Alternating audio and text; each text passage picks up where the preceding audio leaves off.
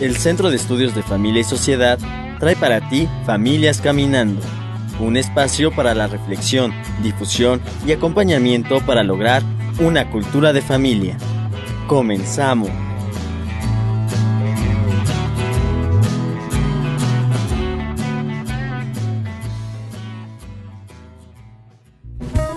Nuestro tema del día.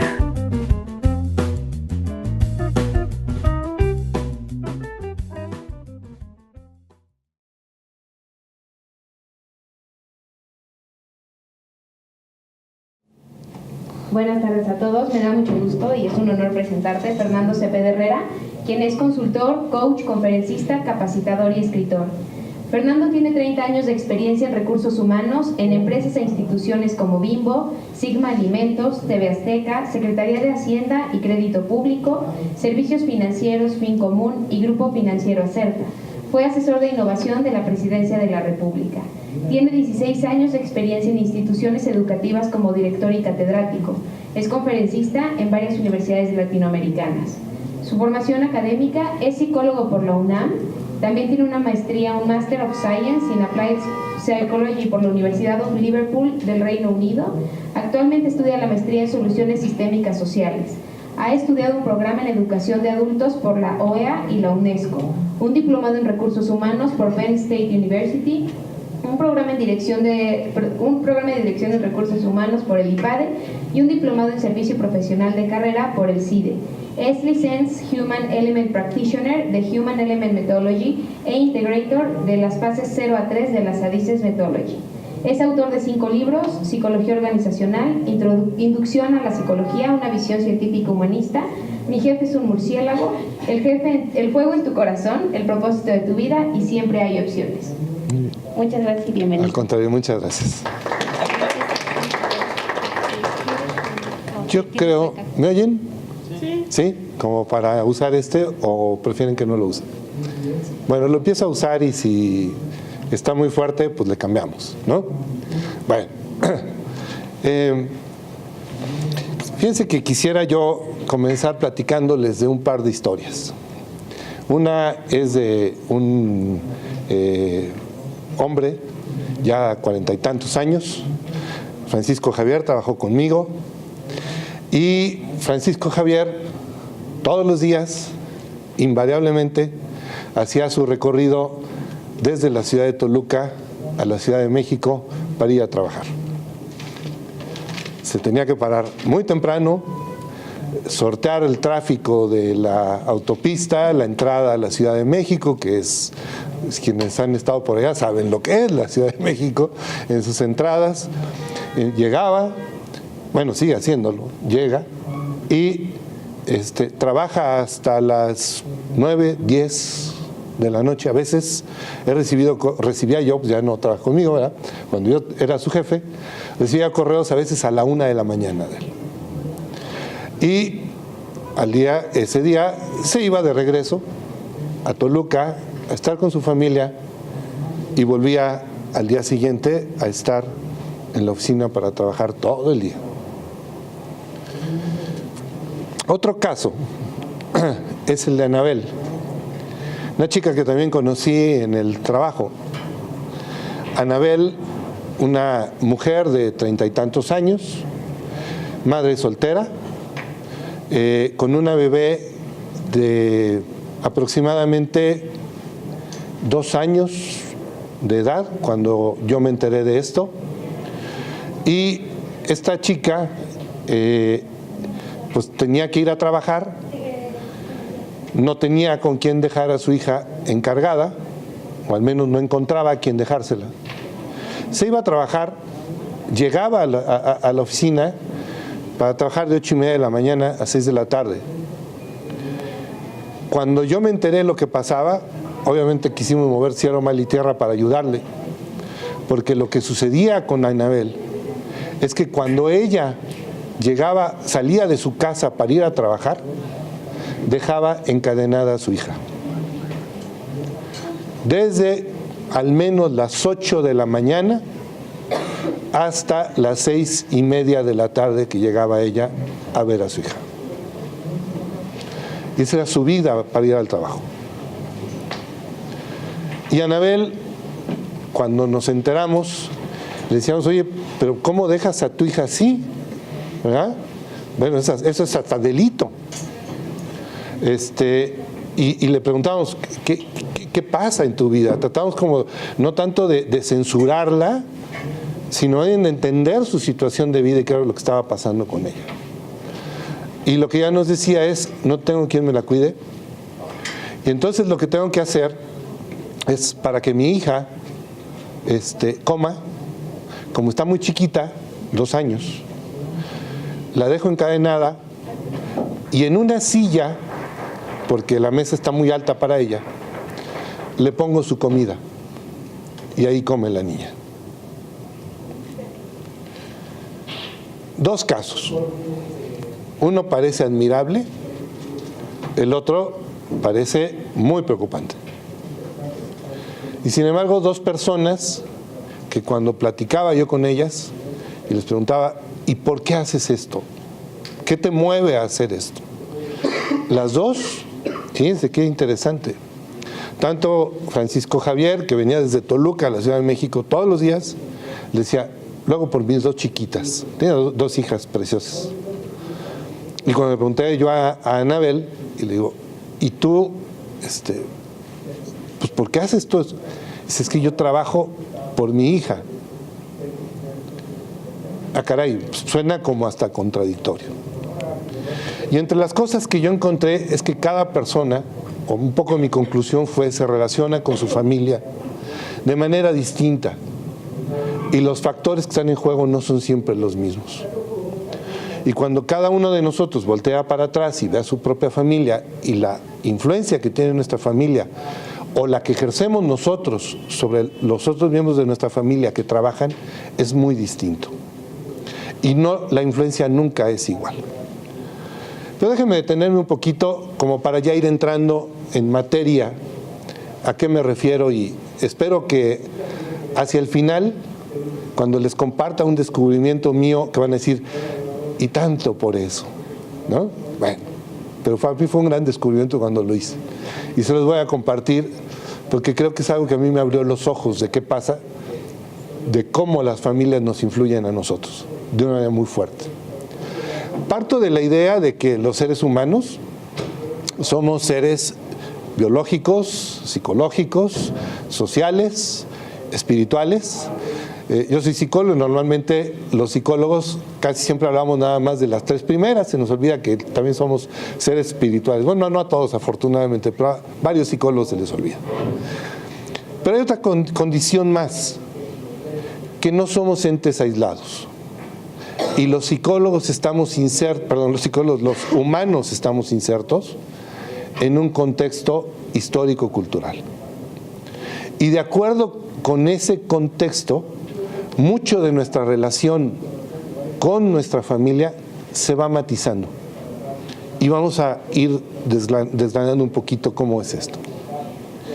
Si vemos qué es lo que pasa con el ser humano, los seres humanos de alguna forma tenemos una cierta estructura. A mí me gusta representarlo por este tetraedro, como para decir, a ver, en el ser humano lo psicológico, lo biológico, lo social, lo espiritual no están separados.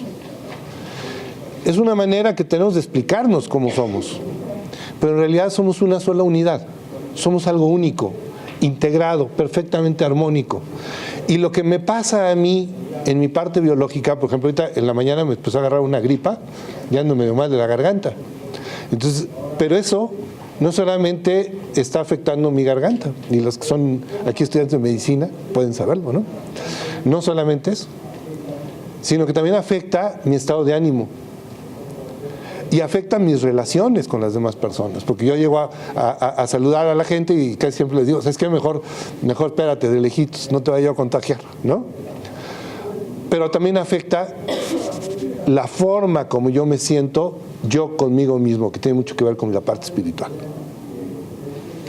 Y esto se va modificando, el quién soy, el cómo soy, de acuerdo con el contexto en que me muevo. Y este contexto no es lo mismo una familia que vive en el año 2018 a una familia que vivía en el año 1940, a una familia de 1820, eso es evidente. Porque la forma de relación de los miembros de la familia entre sí también está matizada por estas características. Y obviamente la forma como influyen en nuestra orientación hacia el trabajo también está matizada por esas condiciones. Cuando, aquí no sé por qué no me está jalando mis efectos maravillosos, pero ni modo, ya se los perdieron, ya se los perdieron, ni modo. Bueno, entonces, cuando yo me voy adaptando a las condiciones del medio ambiente, esta adaptación que voy haciendo, de alguna forma sí me ayuda a crecer, a desarrollarme, a cambiar, pero nunca modifica esencialmente mi identidad. Esa permanece. Se va adaptando conforme yo voy tratando con gente, con grupos, etcétera, pero esa va permaneciendo. De tal manera que cuando hablamos de la familia y la forma como la familia ejerce influencia en la motivación para el trabajo de cada uno de nosotros, lo que decimos es, la influencia es integral. La familia no solo me afecta porque yo vea que mi hijo necesita zapatos y entonces me mueva un impulso económico. Me mueve también el amor, me mueve también la presión social, cómo va a mandar a mi hijo sin zapatos a la escuela, ¿no? Me mueve también mi parte espiritual de amor profundo por mi familia, o sea, me mueven muchas cosas. Y eso que me va moviendo me mueve integralmente, nunca lo va a hacer en forma aislada, siempre va a ser integral. Esto es como para explicar, para enredarlos y que digan, ¿y eso qué demonios es? Bueno, este es un esquema que a mí me sirve para explicarles cómo veo yo esta interacción. Y lo vamos a ir desglosando poquito a poquito, poquito a poquito. Yo parto no solo de mi familia, yo es obvio, ¿verdad? A mi edad, pues bueno, hay gente que a mi edad no está casado, pero yo ya estoy casado, tengo un hijo, inteligente, guapo, simpático como todos ustedes, ¿no? Entonces ese hijo, yo con mi familia, padrísimo, y mi familia me motiva, sí, esta es mi familia constituida, es esta. Pero hay otra influencia de la cual casi nunca somos conscientes, y es cómo me afecta mi familia de origen para muchos de los aspectos de mi vida, incluida la motivación para el trabajo. La manera como mi papá, mi mamá y a veces más para atrás me impactan no necesariamente es tan obvia, pero eso no quiere decir que no está presente. Está presente en la forma como me están impactando. Aquí, entonces, en el esquema, tanto mi familia constituida como mi familia de origen, me van a impactar en una serie de cuestiones. Particularmente, mi familia, mi esposa y mi hijo, me afectan, haciéndome peticiones, ¿no? Ellos me dicen, oye, pues ¿sabes qué? Necesitamos para que la luz, lo que sea, aquí, allá, hay peticiones. Y esto obviamente me mueve a trabajar. Hay otra parte que tiene que ver con anhelos y objetivos que tenemos como familia y que yo también tengo como individuo, o que mi esposa tiene también como individuo, o que mi hijo tiene como individuo. Y eso también me pide y me dice, oye, necesitamos satisfacer estas cuestiones. Hay emociones sentidas, fíjense, sentidas, no pensadas, no platicadas. Si yo veo que mi esposa está enferma, yo me siento mal y me empiezo a preocupar si tengo dinero para las medicinas. Y eso ella a lo mejor no tiene que decirme nada, pero la emoción que experimento se convierte en una fuerza motivadora para que yo pueda hacer mejor mi trabajo. Otra es la educación. Bueno, hasta ahí es como me impacta principalmente mi familia constituida. Mi familia de origen, y este fue un descubrimiento y por eso me gusta mostrar este esquema.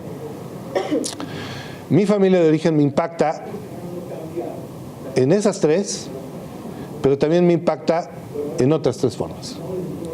Es mayor el impacto que tengo yo de mis papás, mis tíos, mis abuelos, para trabajar, cómo trabajo, en qué trabajo, qué carrera estudio y espero al final ponerles unos ejemplos claros de cómo está esa influencia, y influyen más en mí ellos que la familia que tengo inmediatamente hoy, al menos en cantidad de factores. Cuando yo, de mi familia de origen, recibo una cierta educación, pues esta educación mi papá me puede decir, tienes que ser responsable, o tienes que ser trabajador, o a lo mejor mi papá de repente lo veo que era un borracho y que no trabajaba y botaba el trabajo y lo que sea, y bueno, también eso es parte de la educación, y es parte de lo que yo fui aprendiendo. Otra es los ejemplos percibidos. No necesito yo que me digan nada. Si yo percibo que mi papá se levanta todos los días temprano, se va a trabajar, trabaja, hace cosas como la historia que les platicaba de Francisco Javier, que todos los días viaja de la Ciudad de México a Toluca, trabaja más de 10 horas al día, etcétera, etcétera. Ese es un ejemplo. Y ese ejemplo lo van adquiriendo sus hijas.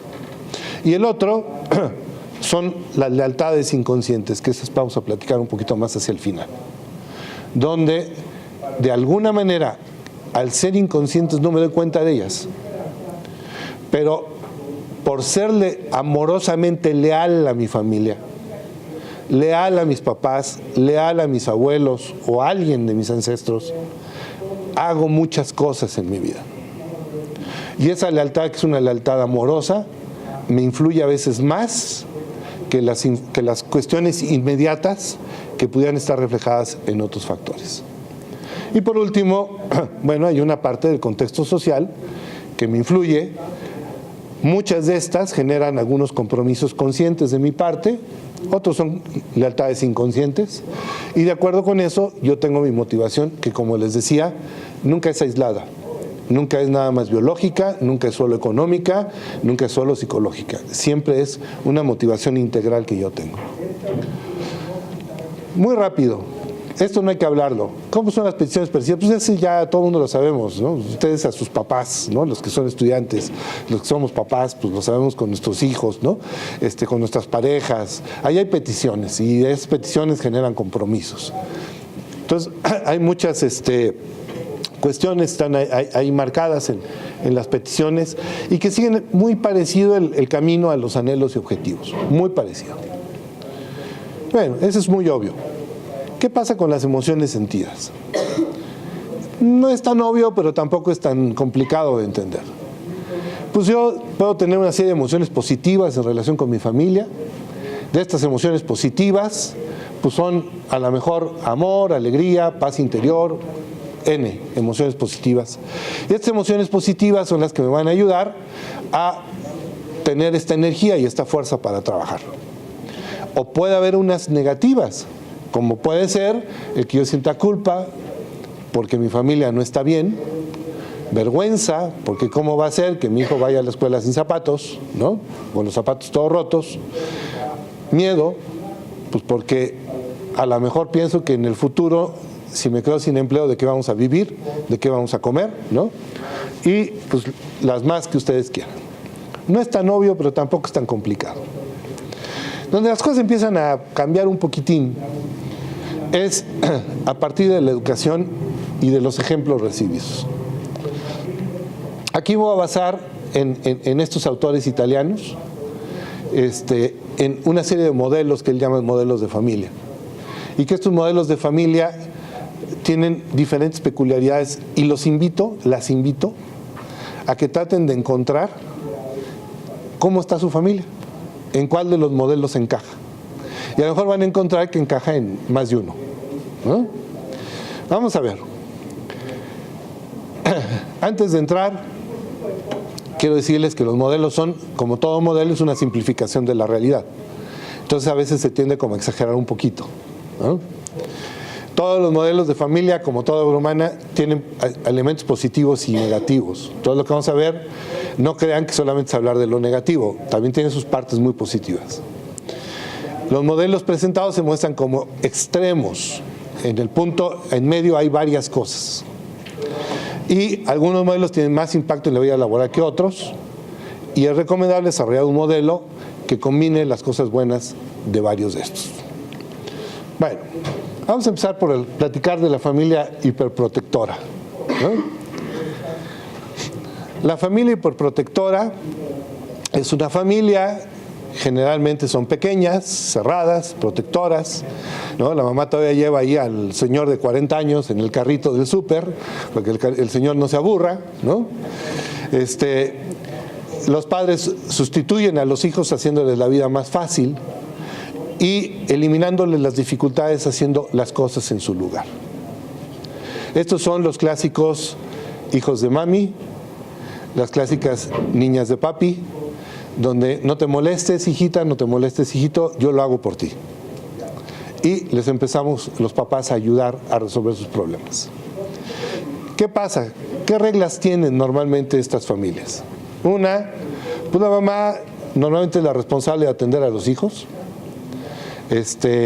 El papá más bien está como a distancia observando, viendo desde lejitos, no tiene tanta interacción, tanta cercanía con los hijos.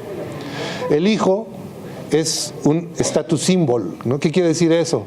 Ya vieron que mi hijo es bien inteligente y está en la UPAEP, no hombre, qué bárbaro, y lleva no sé cuánto de promedio y quién sabe qué. Entonces empiezo yo como a manejar a mi hijo como mi motivo así de presunción, ¿no? Es un símbolo de estatus. Además, bueno, mi hijo tiene que estar con lo último de la moda. Ya salió el iPhone 8. No, hombre, hijo, en cuanto el 9 esté, me paro toda la noche afuera de la tienda a comprártelo ahí, ¿no? Bueno, tiene que estar al último. Toda la ropa es de marca, ¿no? Todas las cuestiones son muy para proteger y cuidar al hijo. Y bueno, no hay castigos, como dice acá. Las reglas cambian. Si los papás de repente dicen, ¿sabes qué? No tienes permiso de llegar más allá de las 11. Mamá, pero ¿cómo es posible? Porque casi siempre los pleitos son con la mamá en esta familia, no con el papá. Mamá, ¿cómo es posible que mis amigos se van a burlar porque yo a las 11 ya estoy aquí, tengo que estar por lo menos a las 2 de la mañana, lo que quieras? Y entonces, en esa situación, pues la mamá cede a conveniencia del hijo, ¿no? El hijo debe aceptar los privilegios, o sea, pues ya está bien, regálenme lo que quieran, ¿no? Pues me quieres regalar el coche, regálame el coche, no me voy a enojar por eso, ¿no? Y si se opone el hijo a lo que está pasando en la familia, nunca le van a quitar sus privilegios, porque es el consentido, ¿no? Nunca lo va a perder. ¿Qué pasa con estas personas como motivadoras? ¿Cómo motivan a la gente? Pues el hijo está cada vez menos obligado a rendir cuentas. Y esto a veces se traduce en el trabajo, ¿eh? O sea, yo no tengo que explicar a mi mamá o a mi papá por qué hago las cosas. Y en la chamba no lo voy a querer hacer con mi jefe. Reacciono con agresividad si mis necesidades y mis deseos no son satisfechos. Porque yo estoy acostumbrado a que me cumplan con todo. Si no me lo cumplen, me enojo, me frustro. Cada vez tengo menos responsabilidad y cada vez los papás esperan menos de él. Porque, pues, bueno, pues ya ni modo, ¿no? Ya, no puede con tanto, pidámosle menos. En el trabajo el hijo es muy exigente, ahí dice Ujo, perdón, es muy exigente con los demás, pero muy poco exigente consigo mismo. Y adicionalmente se frustra con mucha facilidad. Hay otra familia, ¿no? La democrático-permisiva. Sí, como acá el niño, ¿verdad?, no tiene ninguna bronca en pararse en el fregadero donde se lavan los platos, ¿no? Pues porque se quiere subir al refrigerador, ¿no? Ahí no pasa nada. Y acá, pues la familia es una familia en que los padres y los hijos mantienen una situación de igualdad en la definición de las reglas que rigen. La pareja también tiene esta situación de igualdad. Esta es una familia clásica donde los papás someten a votación con los hijos todas sus decisiones y juntan a la familia a ver dónde nos vamos a ir de vacaciones. Y entonces todo el mundo opina igual. Oigan, ¿y quién está de acuerdo en que su hermano se vaya a estudiar a Puebla, a la UPAEP? Y todo el mundo está ahí opinando y no sé qué. Esta es la democrático-permisiva. Todo se somete a discusión. ¿Qué reglas tienen? Bueno, pues el bien supremo es perseguir la paz familiar. Aquí no debe haber problemas, no hay conflictos. Y si empezamos a tener problemas entre nosotros, mejor les damos la vuelta. Nos ponemos como en una situación democrática, que diga la mayoría, a ver qué hacemos. Y de esa manera queremos resolver los problemas dentro de la familia.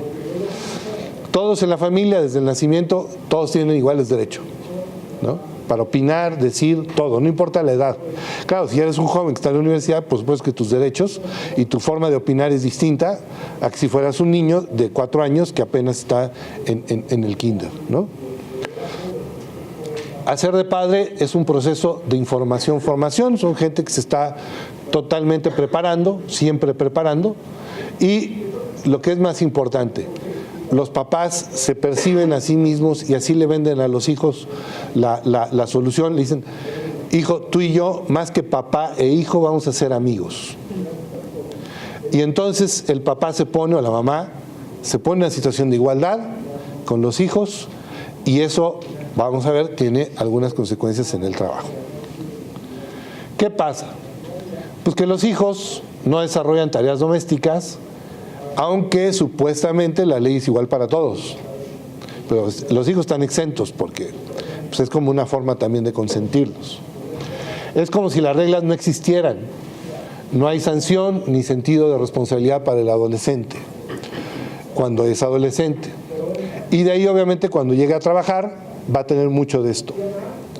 Los padres pueden imitar a sus hijos en su modo de vestir, sus gustos musicales. Entonces, el clásico papá que siempre está buscando vestirse como el hijo, ¿no? Entonces, siempre se quiere ver muy juvenil, hay corte de pelo, o la mamá con la hija, ¿no? Y se quieren arreglar igualito y hasta la ropa igual, y ves, parecemos gemelitas, ¿no? Y, en fin. En el trabajo tienen dificultades para seguir las reglas e indicaciones de la autoridad. Les cuesta porque en la casa nunca lo tuvieron. Entonces, cuando van a trabajar, les cuesta mucho trabajo seguir estas indicaciones. Gracias. Y buscan someter todo a consenso. Está la familia sacrificante, ¿no? Aquí les puse a doña Prudencia Grifel. Si alguno todavía tiene curiosidad de ver películas mexicanas de la Edad de Oro, verá que esa es la clásica imagen de las mamás, ¿no? Yo sufro todo por mis hijos y bla, bla, bla, ¿no? Y así siempre llorando. Madrecita Santa, tú debes estar en un altar, ¿no? Así, bueno, ¿por qué? Pues se sacrifica todo el tiempo por nosotros. Esta es una familia en la que uno o más de los miembros, generalmente alguno de los padres, adopta el sacrificio como comportamiento idóneo para hacerse aceptar y mantener estable la relación, ¿no? ¿Qué reglas tienen? Los papás tienen unas y los hijos tienen otras reglas. Los papás, pues se tienen que sacrificar por los hijos, porque sacrificándome soy feliz. En la medida en que me sacrifico por mis hijos, veo que mis anhelos están satisfechos. Ya, digo, eso a los hijos les cae regordo, ¿no? Pero muchos papás lo hacemos. A los papás también no hay que buscar el bienestar para sí mismos, solo el de los demás. Los padres tienen obligación de mantener a los hijos sin límite de tiempo. Y ahora, en estas generaciones, se está haciendo cada vez más frecuente, ¿no? Yo admiro mucho a mi hermano, que cuando su hijo de 32 años seguía viviendo en su casa, mi hermano un día le dijo, ¿sabes qué? Se acabó, te toca ir, ver dónde rentes un departamento, te vales por ti mismo, te satisfaces tus necesidades, bla, bla, bla, tu chamba, lo que sea. Claro, llegaron a un acuerdo, lo negociaron, lo vieron como los tiempos, lo que sea, y se salió mi sobrino. Bueno, padrísimo, eso le sirvió porque entonces se sintió solo y de repente ya encontró una chica maravillosa con la cual se casó, ¿no? Pero bueno, los hijos, les recompensarán a los padres todos sus sacrificios siendo muy exitosos en su vida. Las reglas de los hijos son, bueno, es un deber de hijo satisfacer a los padres, ¿no? Entonces, papacito, mamacita, lo que tú quieras, como tú quieras, ¿no? Es deber del hijo trabajar además de estudiar y contribuir al presupuesto familiar, y hay quien se sacrifica y también quien saca beneficios de esto, sin sacrificarse. ¿no? Bueno. ¿Cómo motiva en el trabajo este tipo de familia? La insatisfacción de los deseos personales y la continuada condescendencia con las necesidades y deseos de los demás. Entonces, ¿qué quiere decir eso? Como me sacrifico, nunca estoy satisfecho, porque siempre me estoy sacrificando. Los hijos aprenden a lamentarse de la vida, pero no toman en serio nada para mejorarla. Entonces empezamos a tener, y ustedes seguramente lo ven y lo conocen entre compañeros, entre amigos, lo que sea, gente que se empieza a volver víctima. Y se empieza a volver víctima porque se está todo el tiempo sacrificando por los demás, o al menos es lo que dice. Yo lo hago. Y a veces quien lo hace por los amigos, ¿no? Los hijos muestran poco entusiasmo, descontento y poco aprecian todo el bienestar. Antes bien detestan el modelo que siguen sus padres. Llega el momento donde los fastidian, ¿no? Y a lo mejor algunos de ustedes, si este es un modelo en casa, los tienen ya medios fastidiados de que todo el tiempo, porque además otra de las condiciones es, siempre te voy a decir que yo me estoy sacrificando por ti, ¿no? Y esto se puede copiar para el trabajo, donde yo me empiezo a sacrificar por todos los demás, pero siempre se los estoy echando en cara. Y me vuelvo poco tolerante con el sufrimiento y las penurias de las otras personas. Con lo mío sí, con los de los demás no. La familia de elegante, y ya voy más rápido, es la familia donde los papás nos hacemos guajes y le encargamos a los abuelos que ellos sean los que eduquen a los hijos. Y si no son los abuelos, son los tíos. Pero se lo delegamos, la educación de nuestros hijos la delegamos en alguien más. Y hay razones para hacerlo en el mundo actual, porque no nos da tiempo por el trabajo, porque no tenemos con quién dejarlos, por lo que ustedes quieran. Sin embargo, tiene sus consecuencias también hacer esto. Las reglas de la familia elegante es, de alguna forma, somos y tenemos que ser una gran familia. ¿Qué quiere decir eso? Normalmente los abuelos, en este tipo de familia, ocupan el lugar de los papás. Porque como los papás están muy ocupados y les delegan la educación de los hijos, entonces los abuelos empiezan a sentirse responsables de educar a los niños. Y en ese sentido, los abuelos se empiezan a sentir orgullosos. Somos una gran familia, ¿no? Como patriarcado, desde el abuelo para abajo, todos aquí juntos. Hay familias que cuando está vivo el abuelo o la abuela, se mantienen unidas. Y en cuanto fallece el abuelo o la abuela, la familia se desintegra. Y esa desintegración se debe a que el punto de unión lo tenía esa persona, ese abuelo o abuela. Y no había un punto de unión interno realmente, por ejemplo, entre los hermanos, entre los primos, que los mantuviera unidos. Siempre, esta es la postura de los papás, siempre serán nuestros hijos, perdón, la de los abuelos. Los abuelos siempre piensan, siempre serán nuestros hijos, los nietos, y se brincan a los papás. Las antiguas leyes que están vigentes van a ser válidas todavía. O sea, como yo, abuelo, eduqué a mis hijos, así espero que mi hija o mi hijo y su cónyuge eduquen a mis nietos. Y entonces las mismas reglas se las bajo. Y eso se empieza a volver un verdadero problema en la familia. Cuentan el progreso, los nuevos conocimientos, la tecnología, todo eso se va incorporando, y además hay, obviamente se valora la experiencia, la enseñanza, porque la tienen los abuelos. Entonces se valora mucho esto en la familia. ¿Cómo motiva este tipo de familia? Pues sucede con frecuencia que lo que los padres critican y prohíben es mantenido y aprobado por los abuelos y viceversa. Entonces ahí empieza a haber una fricción. Se puede esconder con mentiras hechos capaces de producir preocupación, reproche, conflictos en aras de la armonía. Entonces a lo mejor los abuelos le dicen, no le vayas a decir a tu papá o a tu mamá que yo te estoy comprando un helado, ¿no? O ese tipo de cosas. Los adolescentes raramente sufren las consecuencias negativas de sus acciones, porque siempre hay alguien que los va a proteger, los va a cuidar, alguno de los abuelos. El trabajo, en el trabajo puede haber poca consideración hacia el jefe inmediato, porque van a buscar ver con el jefe superior. Lo mismo que pasa en la familia, de que no pelan al papá, no lo van a hacer con su jefe en el trabajo, se van a ir con el otro jefe, el de más arriba. Y además puede aprenderse a buscar en los jefes la opinión de aquel que más convenga. Como con los papás y los abuelos. Mi mamá no me da permiso, abuela, güey, ¿qué hago?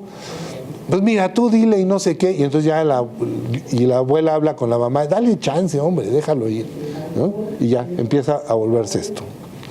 Bueno, la autoritaria no me detengo, esto es muy claro.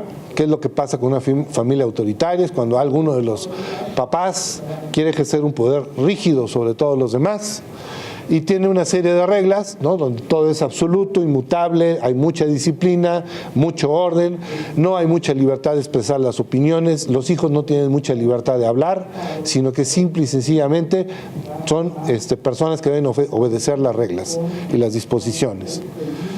La familia autoritaria, ¿cómo motiva? Bueno, tiene cosas muy padres y positivas. Hace a la gente muy ordenada, la vuelve muy disciplinada, la vuelve apegada a jerarquías, pero tiene sus problemas.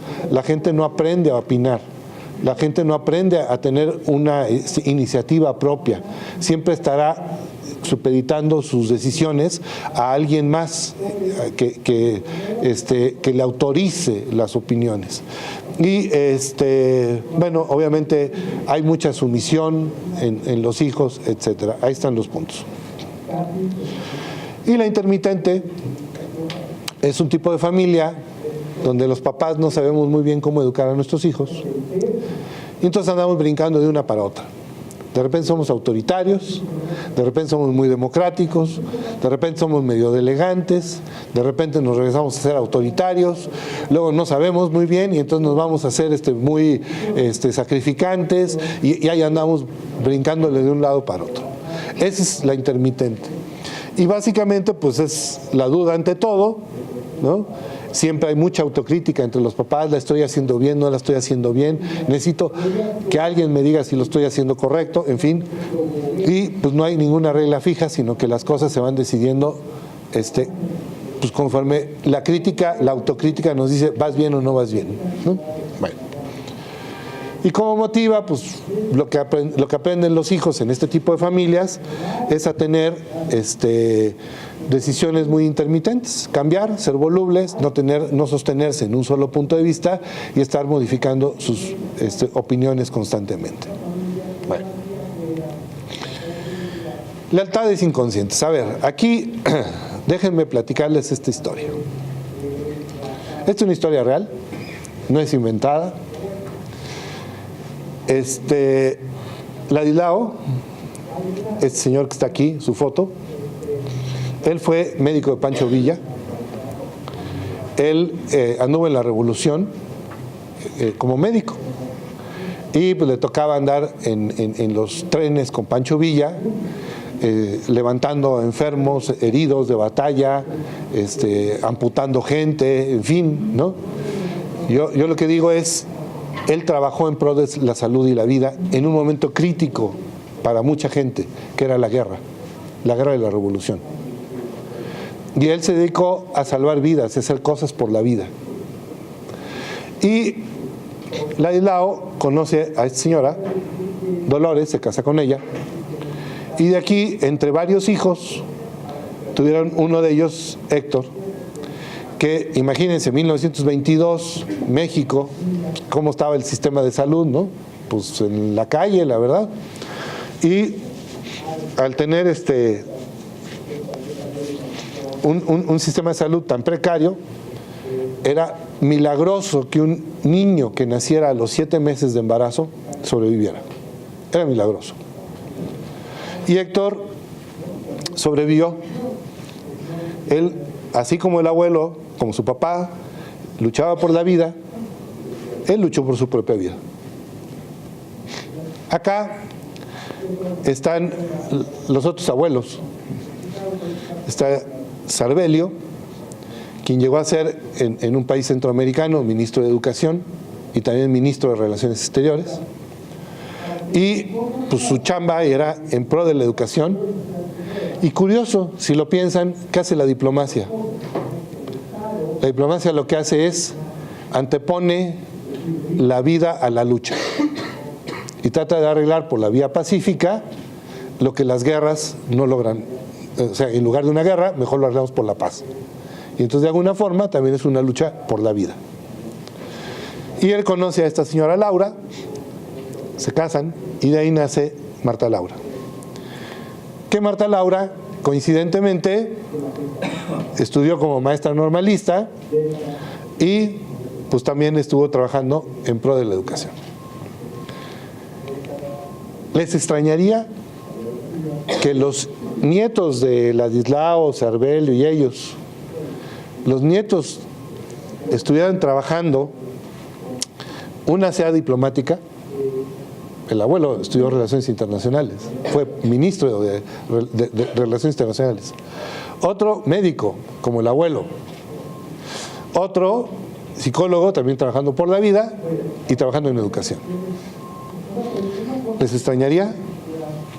Parece que no.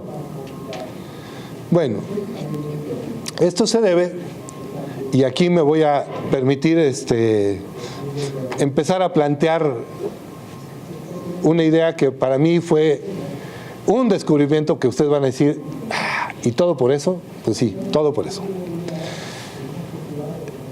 Los seres humanos somos seres, como decía yo al principio, bio, psico, socio espirituales. Cuando un papá y una mamá se casan, o aunque no se casen, tienen un hijo, le están transmitiendo a este hijo o a esta hija no solamente genes, que ese es un problema que veo yo que tenemos en la sociedad moderna. Creemos que la herencia solamente viaja por los genes y no viaja solo por los genes. Cuando yo pretendo decir que le heredé a mi mamá X característica y esa característica la ando buscando a ver en qué gen está ubicada, puede ser que la encuentre, podría ser, pero muy probablemente no necesariamente esté ahí, porque es integral. Yo soy un ser humano bio, psico, socio, espiritual, no nada más biológico. Cuando yo digo que la transmisión de la vida de unos padres a hijos es solamente una transmisión genética, estoy viendo el mundo muy reduccionista. Estoy empobreciendo al ser humano. La transmisión de la vida va con todo, va con lo psicológico, y eso no va en los genes necesariamente, va con lo social, que tampoco necesariamente va en los genes, va con lo espiritual, que no necesariamente está en los genes. Y que cuando me transmitieron la vida a mis papás, o cuando yo se la transmití a mi hijo con mi esposa, esa transmisión de vida fue una transmisión de vida integral, porque la vida humana es así, no por pedacitos. Y vamos a ver qué consecuencias tiene esto. Cuando los padres transmitimos la vida a nuestros hijos, no solo compartimos herencia genética. Nuestros hijos reciben una herencia biopsicosocio espiritual y esta no viaja necesaria o exclusivamente por los genes. No solamente viaja ahí. Déjenme platicarles algunas cosas, porque van a decir, este ya se la fumó. Bueno, sí, pero hoy no. Déjenme decirles, a ver, desde hace muchas décadas, 80 años, Jung, Carl Gustav Jung, quien fue discípulo de Freud, se separa de Freud y empieza a plantear una nueva visión del inconsciente. Y en su nueva visión del inconsciente le empieza a hablar de que los seres humanos tenemos un inconsciente colectivo. Y en este inconsciente colectivo, él dice, de generación en generación vamos transmitiendo cosas que vienen desde que los hombres habitaban las cavernas hasta los que estamos ahorita aquí. Y esto viene en línea directa. Nada más para citarles un hecho, pues, que soporta un poco esto, y luego me voy a meter a los otros ejemplos. Busquen en internet EVA mitocondrial. La EVA mitocondrial es un concepto acuñado por los científicos que han estudiado el ADN de las mitocondrias de los humanos, especialmente de las mujeres. Porque el ADN de la mitocondria, y eso lo saben quienes están estudiando cosas relacionadas con salud, el ADN de la mitocondria solamente lo transmiten las mamás a los hijos. Nos los transmite a los hombres también, pero las hijas son las únicas que lo pueden volver a transmitir, ese ADN mitocondrial. Ya han hecho estudios de seguimiento hacia atrás, explorando este ADN mitocondrial. Ya han encontrado los científicos que hace 180,000, 150,000 años hubo una mujer en África de donde proviene buena parte del ADN mitocondrial que tienen todas las mujeres del mundo. Por eso le llaman la EVA mitocondrial, la primera mujer. Claro, no necesariamente era la primera, pero hoy todas las mujeres comparten ese ADN en sus mitocondrias. Todas. Eso de alguna forma te dice, oye, si hay un ADN que viene desde hace 150,000 años, pues hay cosas que se han venido transmitiendo de generación en generación hasta ahora y que no hemos sido conscientes ni hemos sabido explorarlas, no las hemos sabido investigar. Otra investigación, y este señor Sheldrake, que está aquí, él todavía vive, es un biólogo muy famoso. Busquen por ahí en YouTube una conferencia que dio Rupert Sheldrake en TED. ¿Saben las conferencias de TED? Busquen la conferencia de este hombre. Rupert Sheldrake lo que encontró es que a nivel de los seres vivos, plantas, animales y humanos, existe un campo que él le llamó, tomando un nombre que venía desde 1920, él retoma este nombre y dice, son los campos de resonancia mórfica. ¿Qué quiere decir eso? Déjenme explicarlo con un par de ejemplos. Creo que todos hemos visto cuando vamos en la carretera que de repente pasamos a cierta velocidad y allá a lo lejos se ve una parvada. Y de repente, sorprendente, todas las aves de esa parvada giran para el mismo lado, al unísono, sin que ninguna veamos que le hace con el ala a la otra así de ¡ey, ey, ey, para acá! No hay un líder. Las que van adelante de repente acaban en medio o atrás. Y todas giran al unísono. ¿Cómo lo saben? Lo mismo pasa con los bancos de peces. Yo no lo he visto en persona, pero sí lo he visto en muchos documentales y se ve cómo los bancos de peces de repente van juntos y de repente todos cambian de dirección y se mueven para otro lado. ¿Cómo?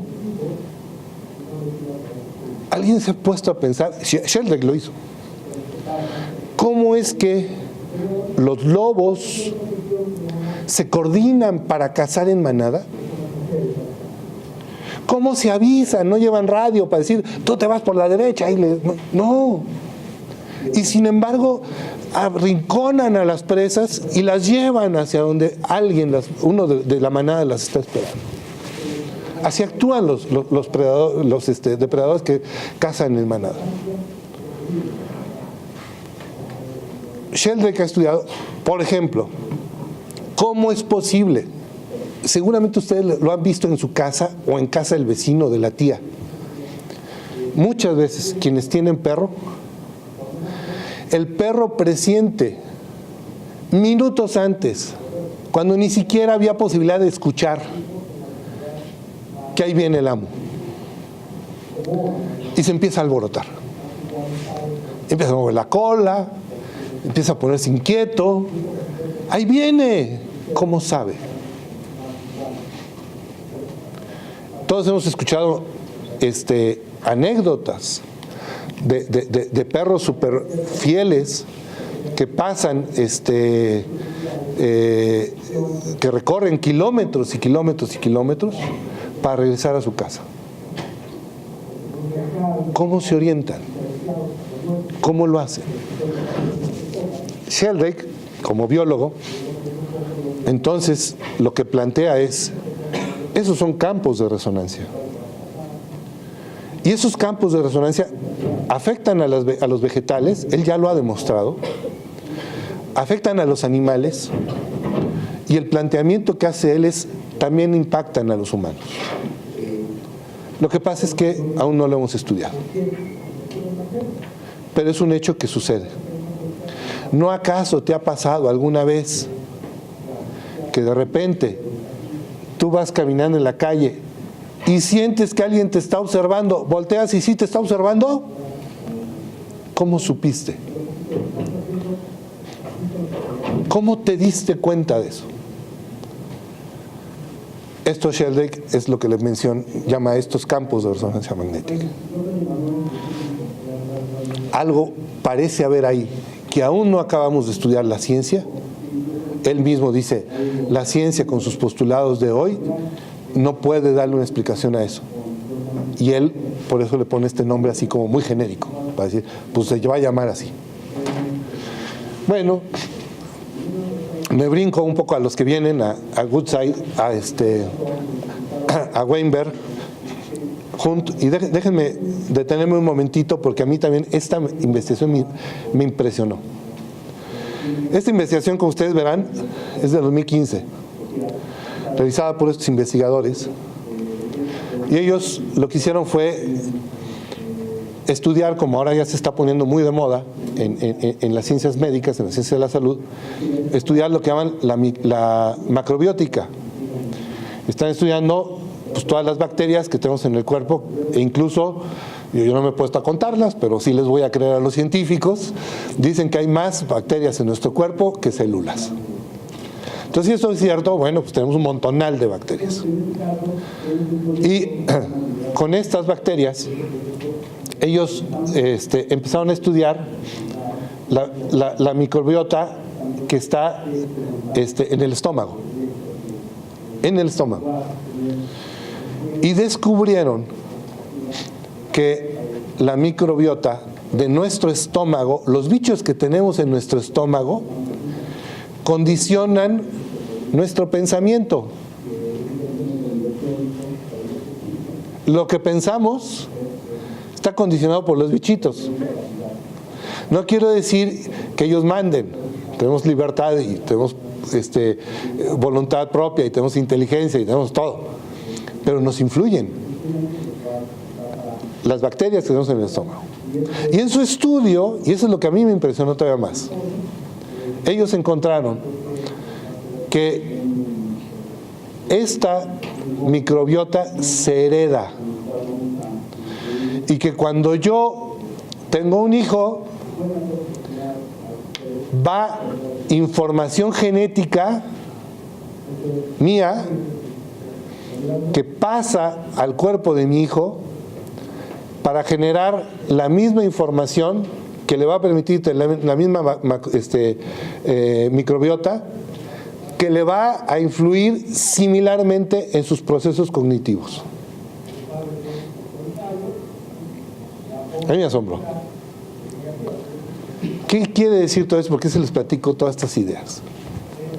Lo que quiere decir es, estamos hablando de que hay algo, yo les digo, en los seres humanos, estamos pasando biopsicosocio-espiritual.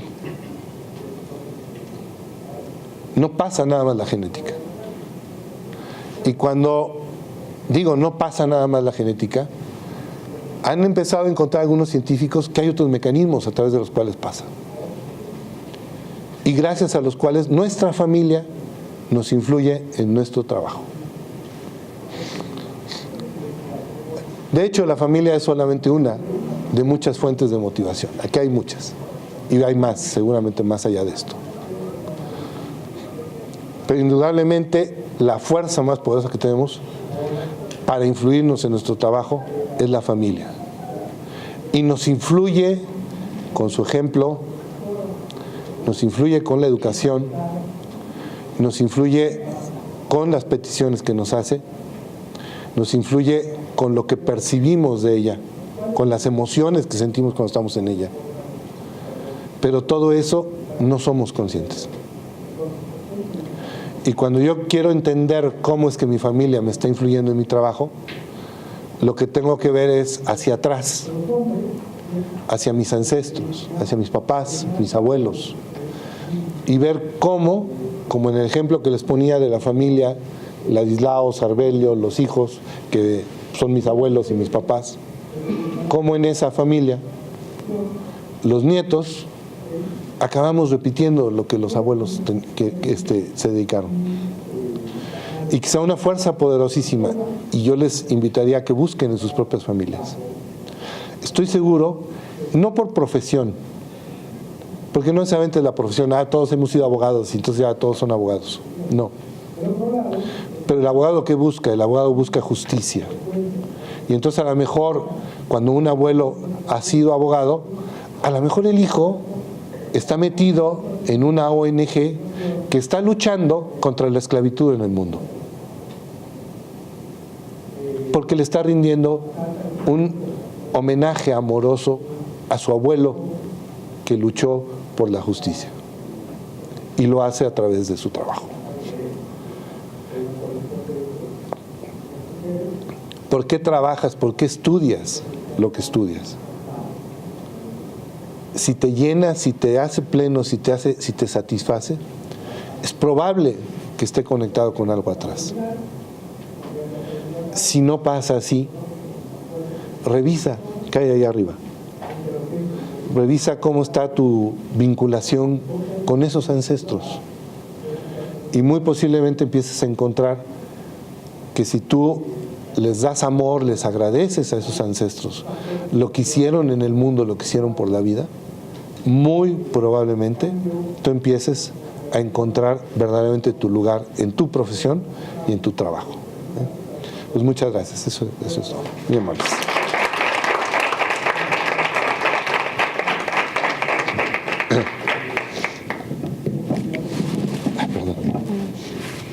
Pues muchas gracias, Fernando. Si alguien tiene alguna pregunta, podemos les ponemos unos minutitos. Sí, a ver. De los modelos de familia que mostró, ¿cuál es el modelo? Bueno, yo creo que de verdad, ¿cuál sería el modelo de familia ideal de donde provienen los empleados ideales para una empresa? Claro, no hay un modelo ideal, no lo hay. Por eso aclaraba yo desde el principio que, gracias, que cuando presentaba esto es porque todos tenemos algo de estas familias. Y claro, aquí está exagerado, ¿no? Así se los presentaba. Pero seguramente en tu familia hay una o dos de estas tendencias. ¿Cuál es la mejor? Buscar aquella opción donde los hijos se vuelven autónomos, pero con disciplina. Porque, por ejemplo, la tendencia en algunos países de estos que son ya desarrollados económicamente es desentenderse de los hijos y desligarse de ellos. Y ese deslinde de los hijos, en lugar de ayudarlos, los perjudica. Y lo que hay que hacer es, sí, me deslindo, pero sabiendo que eres capaz de autocontrol, de tú tener tus propias reglas, ¿no? Ese sería el modelo ideal. De todos modos, los seres humanos somos imperfectos. Y como papás, y yo lo digo por mi propia experiencia, como papá, te aseguro que yo he caído en más de una. Te lo aseguro, ¿no? Y eso que, bueno, pues lo leo y me equivoco, porque no soy perfecto, como ningún papá. Una pregunta, del modelo que presentas al principio, de lo de la familia de origen y la familia, ¿cómo es? Ajá, constituida. Constituida, Sí. yo estoy seleccionada. Ajá. ¿Ese es modelo tuyo o Es está mío. basado? Okay. Es mío, sí. Ok. Digo, nada más es duda porque me parece muy interesante Sí. que la persona también entienda de dónde proviene qué, ¿no? Porque normalmente no entendemos de dónde viene como las experiencias o los modelos aprendidos y creemos que es como una misma familia y no, creo que es muy interesante cómo lo separan. Gracias. Sí, y generalmente lo que vemos es cómo mi familia inmediata, esposa, hijos, son los que me influyen y no reparo en lo que traigo de atrás, que a veces es más poderoso, ¿no? Dentro de la temática de familia está dentro de la sociedad. Entonces, es un punto que yo quisiera saber, ¿no? Digamos, en Europa les dan a las familias mucho más oportunidad a que puedan tener tiempos para vivir con los hijos y educarlos en una mejor condición. ¿Qué tan bueno es? ¿No lleva también eso a un desordenamiento en el sentido de perder responsabilidad de lo que es el trabajo? O sea, el trabajo debe de ser un tiempo determinado y dar un tiempo para los hijos, ¿no? Entonces, ¿tú qué consideras que puede hacerlo más eficiente? Gracias. Evidentemente el equilibrio. O sea, en lo personal sí estoy de acuerdo con mucha flexibilidad que pueden dar las empresas. Como por ejemplo el permitir que se trabaje desde casa. Pero no es una solución mágica. Trabajar desde casa significa abrir una oficina en la casa con horario y decir, voy a entrar a mi oficina, son las 9 de la mañana y la familia no me moleste. O sea, no es que porque me quedo a trabajar en casa necesariamente tengo más convivencia con mi familia. Me ahorro los traslados y eso sí me permite tener más convivencia con mi familia. Pero para que funcione desde el punto de vista empresarial, tiene que haber horarios bien definidos. No es como para que la esposa diga, oye, ya que te quedaste, ¿por qué no me arreglas la luz del baño? ¿No? Vamos, no jalaría así, porque entonces también se estaría cargando a la familia. Por eso tiene que haber un equilibrio. Ahora, el problema que yo percibo en esto es que muchas de estas medidas o son de los países ya económicamente muy desarrollados, o en nuestros países son beneficios que dan las muy grandes empresas, algunas de las muy grandes.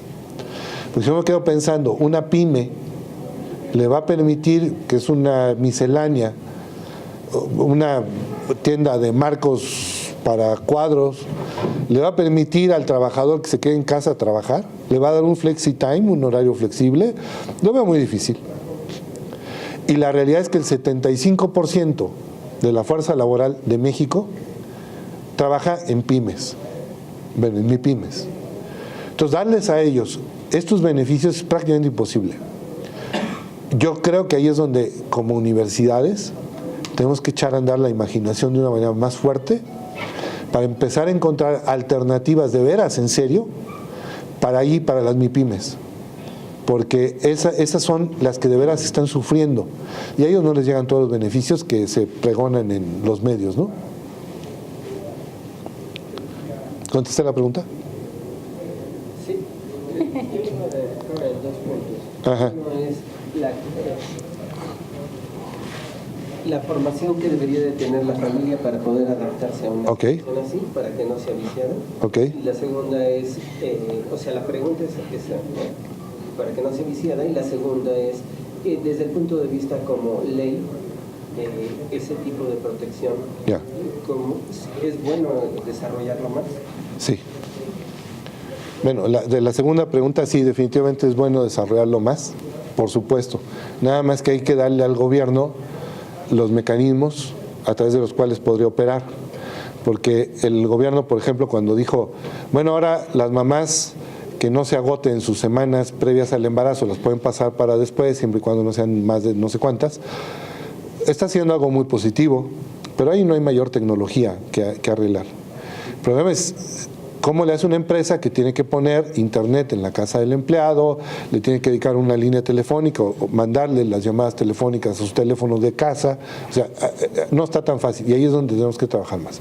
Y en lo primero, de cómo se tiene que formar la familia, pues definitivamente mucho ayuda desde antes, como el empezar desde que no tienes la familia, desde que estás con novio, con novia, desde ahí hay que empezarse a formar, desde ahí hay que empezar a ver cómo es que yo me conviene. Yo recuerdo que todavía no teníamos nosotros nuestro hijo y empezamos a ir a un curso de parto psicoprofiláctico. No nació con parto psicoprofiláctico, pero nos ayudó horrores durante el parto. Fue una gran ayuda, ¿no? Muy bien. Fernando, pues agradecemos tu presencia esta tarde entre nosotros y te hacemos entrega de un reconocimiento. Ay, muchas gracias. Sí, por tu participación. Muchas gracias. Muy amable. Gracias. Gracias. Ojalá que nos puedan acompañar.